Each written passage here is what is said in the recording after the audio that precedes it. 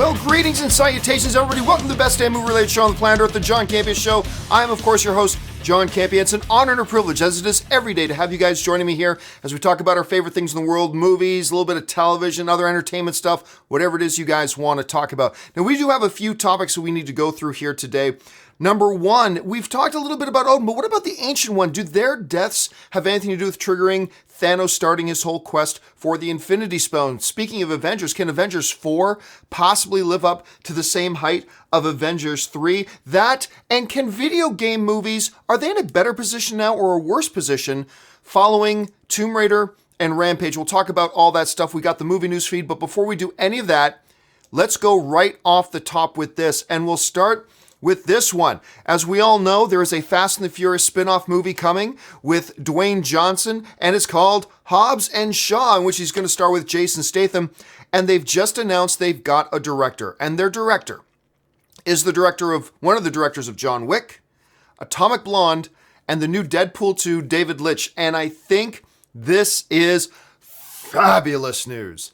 This is fantastic news. If you are somebody who is even moderately looking forward to this movie at all, you've got to be excited about this news. Now, of course, the Fast and Furious thing is no pun intended, is a franchise that changed gears around Fast and the Furious 4 from trying to be anything that resembled a drama to just a fun popcorn action kind of style films. And they've done a great job with it for the most part up until this point.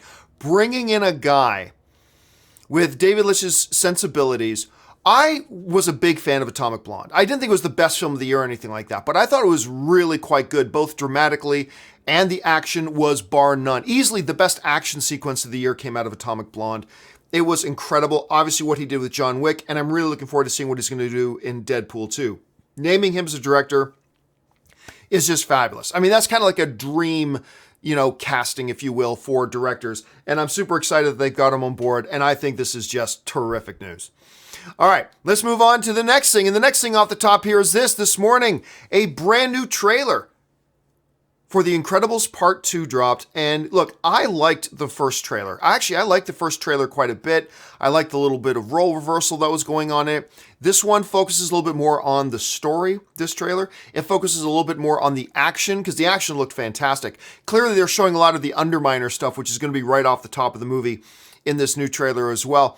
But we also get our first glimpse at the villain.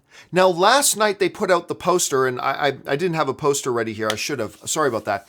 Last night when they released the new poster for Incredibles 2, we got our first glimpse of the villain. Had no idea what he was. And then he's in the trailer, and the villain's name, I love this name, is the Screenslaver, who apparently comes on your televisions and hypnotizes you. It was great. The Screenslaver, I love the name, goes along with the Underminer. I think it's great. So I thought the trailer looked solid, lots of fun, high energy, high action. Looking forward to this movie a great deal.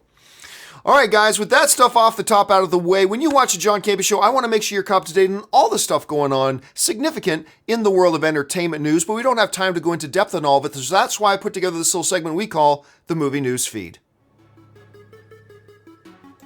First up, following on the smash hit success of It last year, things are gearing up for the sequel on a couple of fronts. First of all, it's being reported that the sequel to Andy Muschietti's It begins filming in Canada's Hollywood North, aka Toronto, this summer. Also, on the casting front, The Hollywood Reporter lets us know that actors James McAvoy and Bill Hader are in negotiations to join Jessica Chastain in It Chapter 2. According to the trade, McAvoy would play the role of the adult version of Bill, the unofficial leader of the group of kids nicknamed the Losers Club, who grows up to be a successful author. When he returns to face his past, his old stutter resurfaces. Bill Hader, on the other hand, will play the adult version of Richie, the jokester of the group. Meanwhile, Jessica Chastain is already on board to play Beverly Marsh. The first It movie made over $700 million worldwide on just a $35 million budget. No official word yet on how much money the studio is giving the filmmakers to play with this time around. I guess we'll all float too. Next up, For several years now, District 9 director Neil Blomkamp was hard at work developing an Aliens film with actress Sigourney Weaver to return to the franchise. Once Ridley Scott got his film, Alien Covenant, going, the brakes got put on Blomkamp's project. Now it appears that his incarnation of the Aliens franchise is indeed officially dead. Blomkamp said the following: "Yeah, I mean, I wish I could share more, but obviously Fox owns it. It's just an unfortunate thing. I speak to Sigourney about it sometimes. At this point, it's kind of like the fire that was burning within me to make it is gone. Stepping outside of even the legal kind of studio-based politics, I just feel like its time has come and gone." You know, frankly guys, I'm not all that disappointed. Like everyone else, I was a major fan of District 9, but his follow-up films Elysium and Chappie were complete disappointments. It'll be interesting to see what he does next though. Next up, Netflix isn't done with their Marvel shows. Fans of the Jessica Jones series can breathe a sigh of relief as it has been officially announced that Jessica Jones' third season has been ordered by Netflix. Series star Kristen Ritter is said to be returning again to the title role. While I myself am not a big fan of either season 1 or season 2 of Jessica Jones, I know a lot of people who are, so I'm really happy for those fans of the show.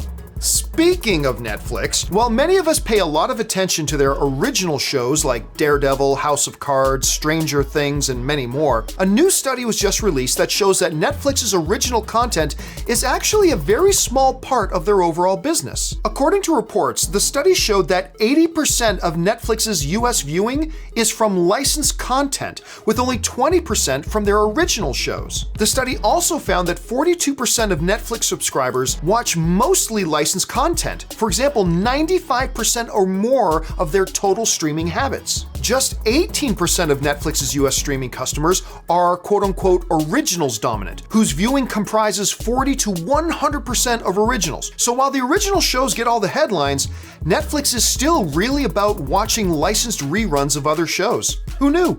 Next up, as many of us anxiously await Shane Black's iteration of Predator, even through the delay of its release from February to September in order to carry out reportedly extensive reshoots, we're now getting a clearer picture of what it was exactly they wanted to do over. And that was most of the third act of the film. One of the stars of the film, Keegan-Michael Key, said the following: "We just finished reshoots last week, and just about 3/4 of the third act was rewritten. And Shane Black he's just a consummate professional and a consummate writer. He's a wordsmith. It was a really, really exhilarating experience, and I think that he's still one of our most vibrant writers of cinema." Along with Key, the new Predator movie will star the likes of Boyd Holbrook from Narcos and Logan, Olivia Munn from X-Men Apocalypse, Trevante Rhodes from Moonlight, Thomas Jane from The Punisher, Jacob Tremblay from Room, Yvonne Strahovski from Dexter and Chuck, Sterling K. Brown from Black Panther and This Is Us, and of course, Edward James Olmos from Battlestar Galactica. Even if it wasn't for Shane Black, this cast is enough to get me excited.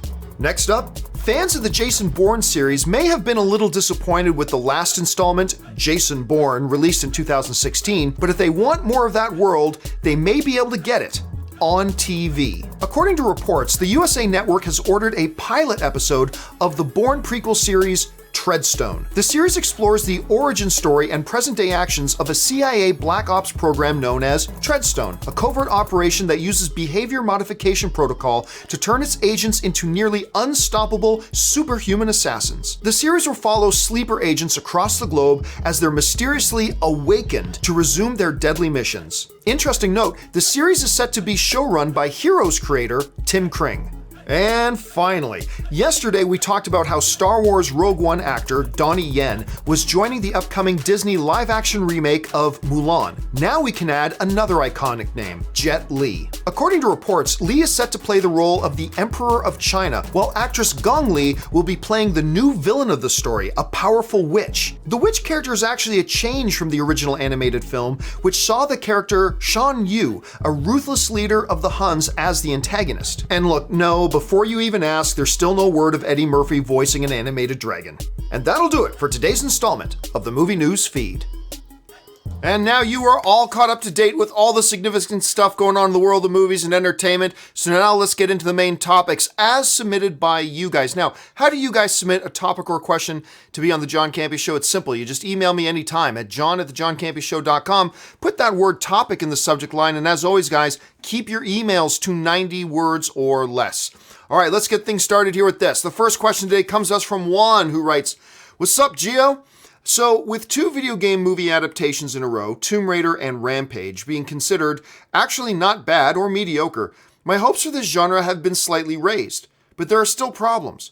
With Tomb Raider not getting enough money and Rampage being in the quote-unquote dumb movie category, what do you think, or do you think there's a light at the end of this dark tunnel? Yeah, it is really a mixed bag right now with the whole video game genre, because Tomb Raider comes out, and actually I thought Tomb Raider was pretty good. I enjoyed Tomb Raider. I like it. Like, don't get me wrong, Tomb Raider wasn't like the best, well, maybe it was the best video game movie, but that's not exactly saying too awful much. But it's not like it was a fantastic movie. It's not like it blew the doors off for anybody or anything like that.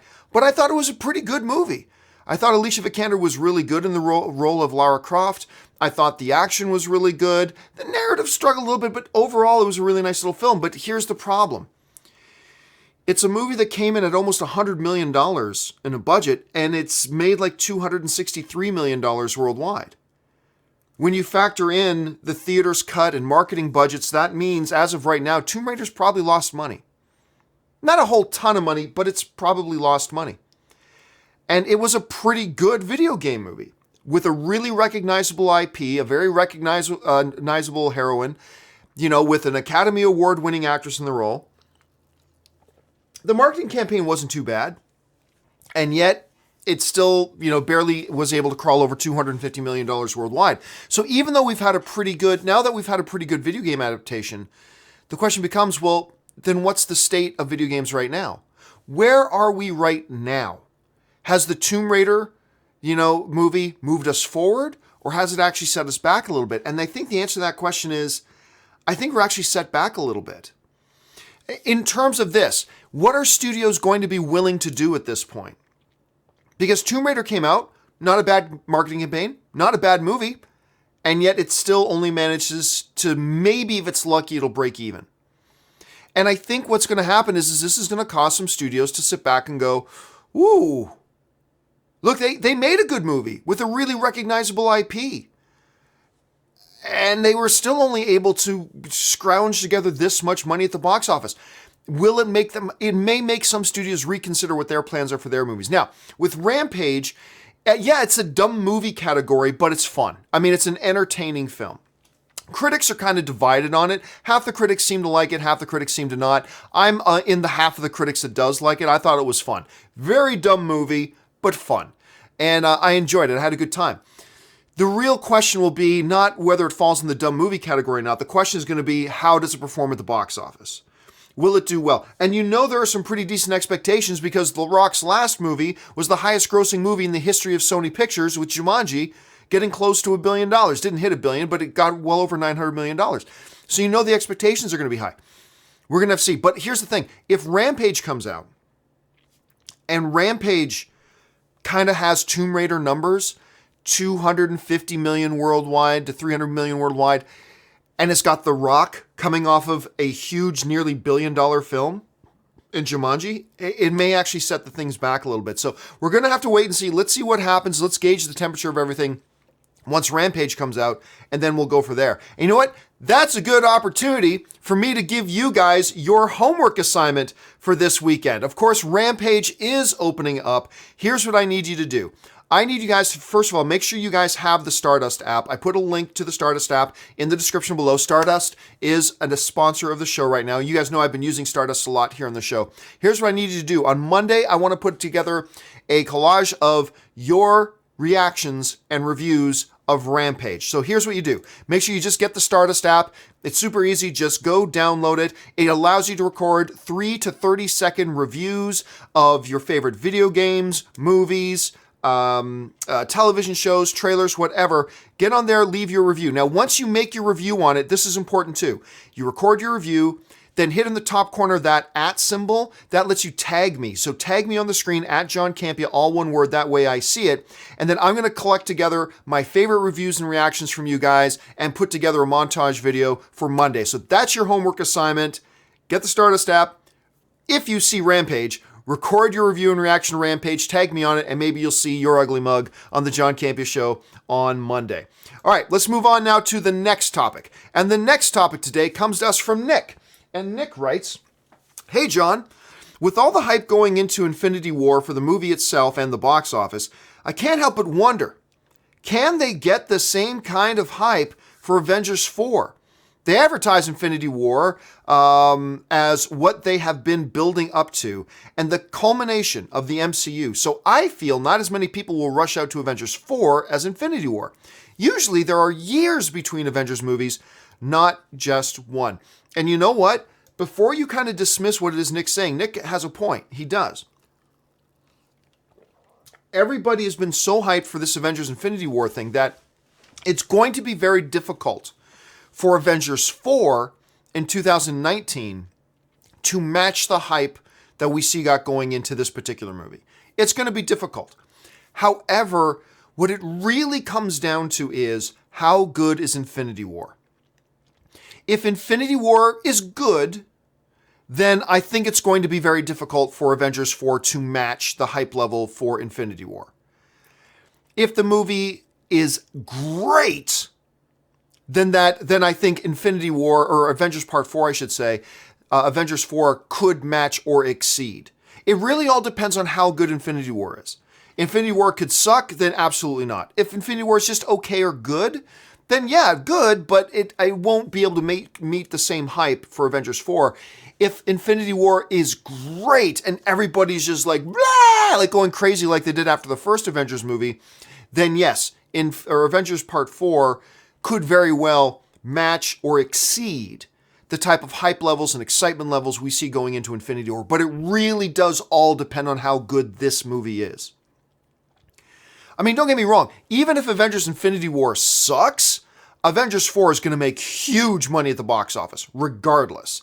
But can it equal or exceed what Infinity War does? It all depends on the quality level of this movie. So much depends on the quality level of this movie, so we're just going to have to wait and see. All right, let's move on now to the final emailed in topic today. And the final emailed in topic today comes to us from Jack Wickham, who writes, "Recently, you and others suggested that Thanos is now pursuing his goals following the death of Odin, the All-Father. But could he also be reacting to the death of the Ancient One? Wong said that news of her death will spread across the dimensions. So could that have cleared a path for Thanos to embark on his quest as well?" Yeah, so one of the things we've talked about on the show a couple of times leading up to Infinity War is, I believe, I don't know this, it very well may not be the case, but my speculation is that somewhere in Infinity War is going to be a mention that the reason Thanos is starting his whole crusade now is because Odin died. I don't think it's a coincidence that it's at the end of Thor Ragnarok, the movie in which Thanos dies, or the movie in which Odin dies, that we have the special post-credit scene of Thanos' ship intercepting Thor's ship. I don't think that's a coincidence. I mean, Odin was the All-Father. He was incredibly powerful.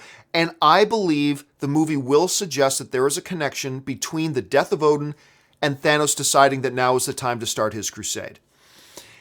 The question becomes could it also have something to do with the death of the Ancient One? Because it's a very good quote. Wong does say, like, news of her death, of the Ancient One's death, is going to spread throughout the dimensions. I mean, everyone's going to know about this pretty fast. So maybe it is significant. The only reason I don't think that the Ancient One's death had anything to do with it, and it very well could, it's a very good theory. The only reason I'll lean away from it is because of something else that was said in Doctor Strange. That while the Avengers and their like deal with physical threats, the sorcerers deal with mystical threats. The mystical threats to the Earth. So I don't even know if Thanos, if the Ancient One would have ever even been concerned about Thanos. Really. It seems like the sorcerers focus their attention on the mystical threats. And while you could say there's some mystical power involved with Thanos, especially if he gets Infinity Stones, because the Eye of Agamotto is itself an Infinity Stone, right? So you could make an argument there for sure. However, I'll still make my guess that the Ancient One's death doesn't come into it, and that they may make a reference to Odin's death. But the important thing here is, what do you guys think about that? Do you think that both the Ancient One and Odin's death had anything to do with the start, the triggering of the crusade for Thanos? Do you think it was just Odin's? Do you think it was just the Ancient One's? Or do you think it was neither? Do you think the death of Odin and all that is just a coincidence? It's just a coincidence for the timing, and that he was just about to start it anyway, regardless if Odin was alive or not? Let me know what you guys think in the comments section below. All right, with all that out of the way, we got about 10 minutes left here, so we're going to go over to your live questions that you guys have been sending in. So let's jump over to the live board right now and see what we got here. Manuel Fernandez kicks things off with, "Hey, John. I got a chance to see When We Were Kings." Ooh, the boxing documentary. The documentary about the fight between Ali and Foreman. My God, it was awe-inspiring. Yeah, it's a tremendous, tremendous documentary. I mean, I thought, because I'm a sports guy, I thought I knew a bunch about, the fight. But watching that documentary was so enlightening, and it really sucks you into the drama and the context of it and the importance of it beyond just the sports world. It's amazing. If you haven't seen When We Were Kings, follow Manuel Fernandez's recommendation here and make sure you check it out. Nathan C. writes, "Will you check out Lost in Space this weekend?" I probably will. I'm going to try. It's going to be a little bit difficult because I'm moving next week. Anne and I are moving next week, and Anne has been gone all week on the East Coast for work. She gets back Saturday night, so she and I are going to have a whole lot of things to do, but I'm going to try. I am going to try to check it out this weekend when it launches, and I'm going to try to do a review for it pretty quickly. Rodrigo Ortiz writes, "John, I work in Corona. I've got some family living in Corona. Next time you're in town, stop by my job. It's a hibachi restaurant called Show. I've driven past Shogun before. I'm a chef, and it'd be awesome to cook for you." I'll keep that in mind, Rodrigo. Thanks for letting me know. Corona. Jack121 writes, "Hi, John. We know you live and breathe Star Wars, but at what point / movie in the original trio did you realize that you were in love, if you recall? Thanks and keep up the great work. Love the show. # Iron Spider shot first." Very funny. Well, I've told the story before, is that like my earliest childhood memory is watching Star Wars with my mother. That's my earliest memory. My next memory after that actually doesn't come till years later. But I remember that. It was Star Wars, the original film, that not only made me fall in love with Star Wars and capture my imagination as a child, but it's what made me fall in love with movies. It was that moment. That was a pivotal moment in my development as a human being, was my mom sitting down and showing me Star Wars. And it just completely influenced everything about how I developed and how I wanted to be creative and all this kind of stuff. It was really that. So that was the moment. I mean, really, if you want to track it back, that was the moment.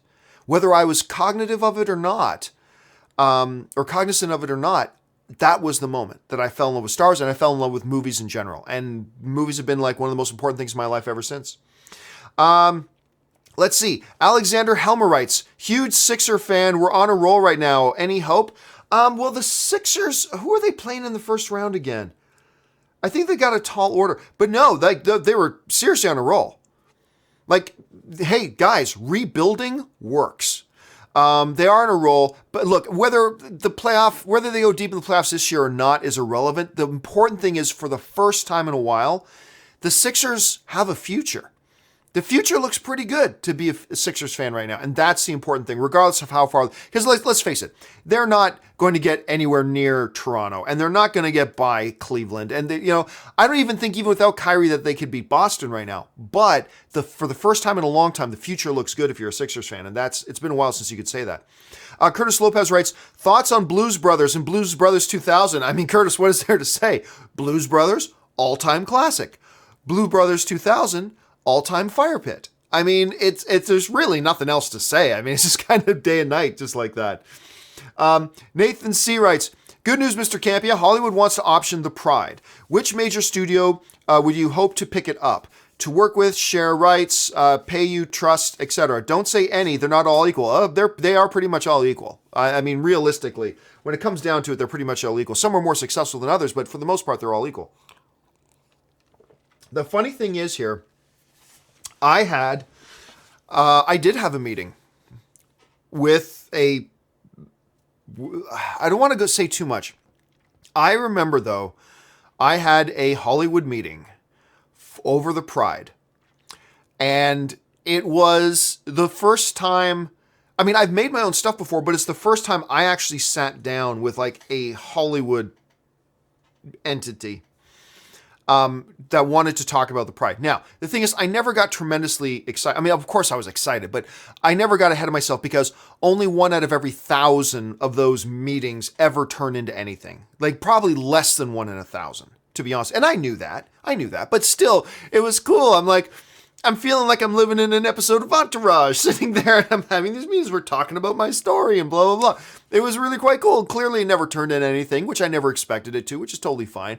But just the fact that I got to that point, I thought was the coolest thing in the world at the moment.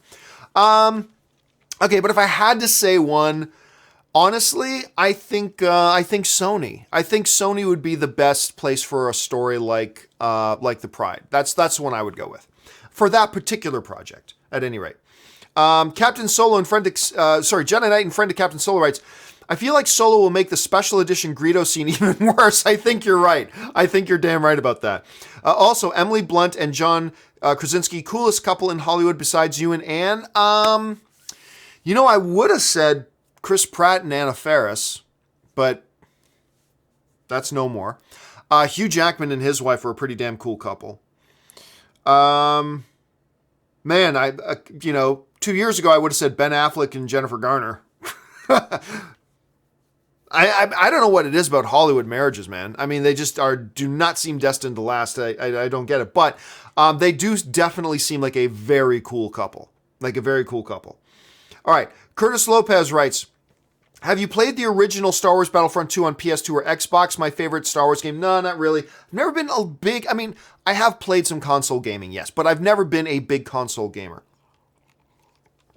For the most part, I am a PC gamer. So, no, never played the original Battlefront 2 on PS2 or Xbox. Let's see here. Matthew Carrera writes, out of the big 4 Avengers, Hulk, Thor, Iron Man, Cap, which one do you think is most likely to die in Avengers 3 or 4? I don't know, man. I honestly don't think any of them. I definitely don't think they have. I don't think they have any plans to kill Hulk anytime soon. You can just use him in too many different scenarios. Even though Marvel can't make their own standalone Hulk films, he is just so valuable to use throughout other projects. So I don't know about that. After the success of Thor Ragnarok and how much fun Chris Hemsworth and Taika Waititi had with Thor Ragnarok, I don't know. Iron Man, Cap, they're the two beating hearts of like the MCU. I don't know. I guess the most likely would be Iron Man just because Robert Downey Jr. has been in so many of these movies. So maybe, but even then I think it's unlikely. But who knows? Maybe they all die. I mean, it's possible they all die. Stacy writes, do you have a dream story for live action Batman? I mean, the one live action Batman story I've always wanted to see live action was The Dark Knight Returns. And I always thought, don't laugh, man, I always thought that Sylvester Stallone would make a great Dark Knight Returns Batman. I mean, laugh at me all you want, but I always thought he would make a great old man Batman for a Batman Returns movie. I always thought that would be good, but that's the one movie I've always really wished we could see live action. Clearly, if you did it, it would have to be like one of those Joker standalone outside of the DCEU movies. It's an Elseworld kind of movie, but that's the one I've always wanted to see. Phil Lee writes, another good one would be, what's the name of the storyline? I think the storyline is No Man's Land.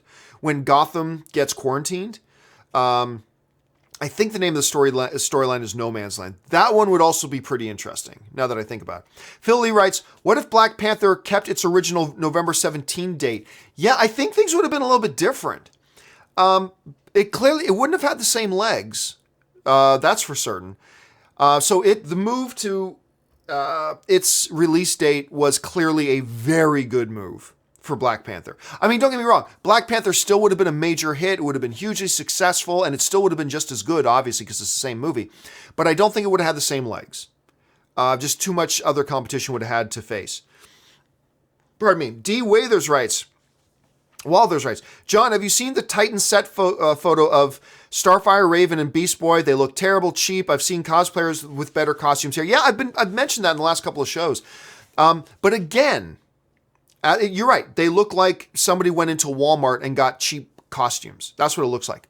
But, like I'm always saying, other than the Robin photo, which was an official photo, we're seeing these pictures out of context. And in context, they may be very different experiences. So while I agree with you, they do look pretty piss poor, I'm not going to get too worked up about it either way because they're out of context. Let's see how they actually look in the show, what the context of those photos were. Then maybe we'll feel the same way. Maybe we'll feel completely differently. But I tend not to get too emotionally invested in, these out of context, behind the scenes leaked photo set pictures kind of things, We've just seen too many examples where they can be really misleading. Matthew Carrera writes, John, thanks for being such a positive source for movie news and fandom. Well, thank you for the comment, Matthew. Honestly, this channel is so positive because of what you do each and every day. Well, thank you so much, man. I think it's really mostly positive because we have such a great community here that keeps it positive. Like, I look over the chats going on in the chat boards and people talking, it's all there's debates and disagreement and arguing going on, but it's all positive. It's never getting to trolling behavior and name calling and stuff like that. It's always fun. And that's one of the best things about being a film fan. So thank you for being a part of it, man. All right, next one comes to us from James B., who writes, Hi, John. I thought I'd share a bit of personal trivia. The movie Freedom Riders with Hilary Swank is based on true-life events that happened at my high school a few years after I graduated. That is an interesting bit of trivia about that. It's always kind of cool when you can draw lineages back to where you live. It's a totally different scenario. But in that last big battle scene between Hulk and the Abomination in the Hulk movie in the street, that was in my neighborhood. That not a word of a lie. Not 6 blocks away. It was literally around the corner from my place. I would go out onto my balcony and look out and just see the set as they would have the set sitting there ready to go for the big fight between Hulk and that. That was in my hometown of Hamilton, Ontario, Canada. It's always cool when you can draw little lineages like that. Elam Rem writes, Killing of the Sacred Deer was a great Kubrick homage. I can't even... I'm not even sure what it is we're talking about, Elam, to be honest with you. You have to be a little bit more descriptive. Joseph, oops, there it goes. Every day we have one of these. It's okay. We'll get back on track here. There we go. Okay, we are at Joseph Ferella, who writes, by the way, guys, I'm clearly not going to get through all the live questions here. We only got about 5 minutes left. But if you sent in a live question that's waiting to be answered and I don't get to it, don't worry about it. It'll be on the... what's the name of it again? The companion video. It'll be on the companion video that I will put up tomorrow morning. So don't worry about it. It will get answered, just maybe not on the live show here. All right, Joseph Ferrell writes, Happy Friday, John. Thank you. Do you think Thanos kills all Asgardians on Thor's ship? It'd be tragic and a demonstration of power. Maybe explain why Guardians find him. That has been one of the big questions. Because a couple things we know. We know Thor gets off that ship. We know Hulk gets off that ship. But that still leaves a couple of big question marks. First and foremost, does Loki actually die? We all suspect he does. We all suspect that Loki dies in the first 10 minutes of Avengers Infinity War on that ship. But let's move beyond Loki for a second. Heimdall is on that ship. Meek is on that ship. Korg is on that ship. Valkyrie is on that ship. All of Asgard is on that ship. What happens to the rest of them? Because here's the thing. The whole movie of Thor Ragnarok, right from the opening visions and right from that opening scene when he's there confronting Surtur, it's all about saving Asgard.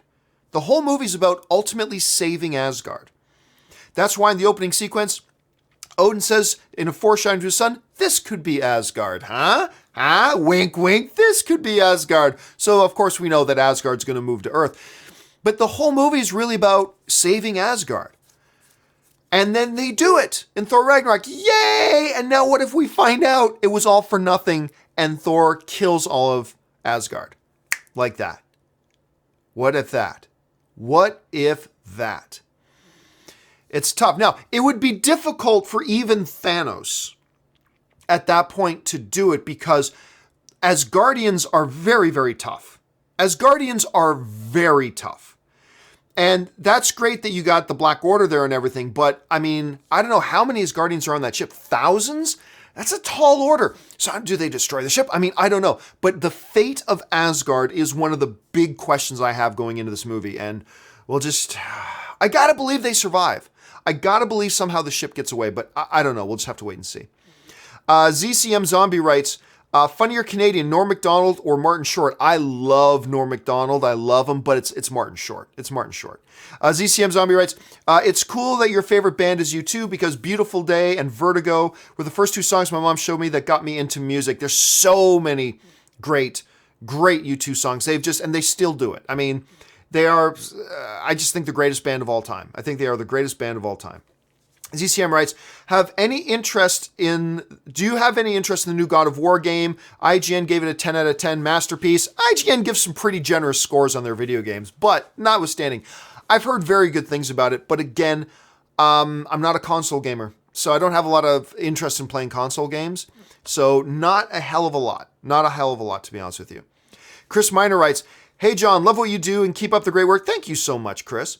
I just watched The Wrestler for the first time. Holy crap, so good. Mickey Rourke was incredible. He was incredible. I didn't, jump out of my skin, love The Wrestler. I thought it was very good. I did think it was a little overrated. But again, very good. I thought it was a very good film. And you're right, Mickey Rourke was incredible in it. He completely stopped giving a shit after that, and apparently became very, very difficult to work with after that movie and all that kind of crap. That's why you don't really see him in anything anymore. But that movie, forgetting all the other drama around it, that movie's a really solid movie. If you haven't seen The Wrestler with Mickey Rourke, you really should. Okay, just a couple more here. D. Walters writes, congrats on the 120,000 subs you're getting there. Yeah, that's right. I think overnight on the YouTube channel, we passed 120,000 subscribers. So thank you to everybody who's become subscribers on the YouTube channel. Really appreciate it. Tom Murray writes, hey, John, enjoy the content you provide. Got my Infinity War tickets for midnight on the 26th. Can't wait. Could there be a chance of the up-and-coming directors joining the Mount Rushmore, i.e. Coogler, Krasinski? Well, of course there's a chance. Of course there is. I mean, how realistic is that chance? We'll never know. At least not for a few more films. I mean, Coogler is obviously a lot closer than Krasinski is. Krasinski just did one great movie. Coogler's done 3 great movies. And different types of movies. Fruitvale Station is very different from Creed, and Creed is very different from Black Panther. So he's done 3 really different films, and he's crushed it out of the park on 3 of them. Krasinski's done 1. But, I mean, look, is there a chance I could join the Mount Rushmore of directors? Highly unlikely, but anything's possible. So yes, it's possible. I would say right now Coogler is a lot closer to that than Krasinski, but can't really have these conversations about these guys until they're, I don't know, a good 7, 8, 9, 10 films deep into their filmography, and they've been doing it for decades. So even with Coogler, who's off to a tremendous start, it's far too early to talk about him in that conversation, or Krasinski. But possible? Of course it's possible. But unlikely, but possible. Chris Miner writes, also, my Spurs made their 21st playoffs. I know, it was looking for a while like their playoff streak would end. They were without their best player. I mean, all this kind of stuff. And yet they still get into the playoffs. And yes, Popovich is the greatest NBA coach of all time. More than Phil Jackson. Phil Jackson's great. But yeah, what Popovich has done with that team, never be matched again, I don't think. All right, let's take just 3 more. Manuel Fernandez writes, what does he write? I had a blast eating my popcorn while watching your Superman rant. I went off on the Supergirl show and their treatment of Superman. But because she's Kryptonian and much younger than Superman, wouldn't it make sense that she would equal, if not exceed, Superman's power? No, totally to the contrary. First of all, younger than Superman. It's not like Superman is 96 years old. He is clearly in his prime. On top of that, Superman's been on Earth, soaking in the Earth's yellow sun far longer than Supergirl has. So no, there is no excusing. There is no excuse you can make for that stupid Supergirl show turning Superman into a jobber. There is no excuse for it. That's why I've been saying that show can go burn in hell for him. Like, if they did that on Arrow, if they had Batman, because the kings of all superhero movies are Superman and Batman. If Batman showed up on Arrow And they only put Batman on Arrow just so the two of them could get into a fight and Batman could job for Arrow. Like Arrow beats him in a fight and Batman going, "Oh, Arrow, you are the true hero of the city, not me. You're the greatest hero."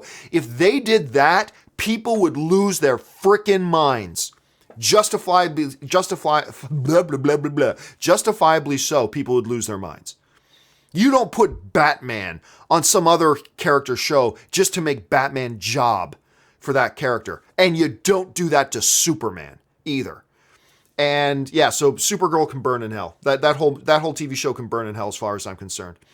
Let's see.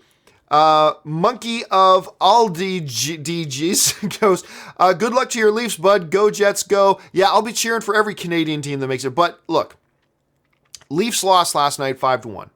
I predicted Leafs would lose in 7. I still think it's going to go to 7. But I also believe that the Bruins will advance. But the future is looking bright for the Leafs, at least brighter than it has in a long time. All right, and the final question today comes to us from KHK Productions, who writes, if your Infinity War worries come true, could that spell problems for Avengers 4? Since they were shot back-to-back with an assuming conclusion story, would they have time to do any course correction? Oh, they always have time. But look, Disney is not reactionary. If they do and they are going to do reshoots on Avengers 4, because they do reshoots on all their movies. They plan to do reshoots. They wait to see which things they think they could do better, and then they've already scheduled out time to go back and do reshoots. They will.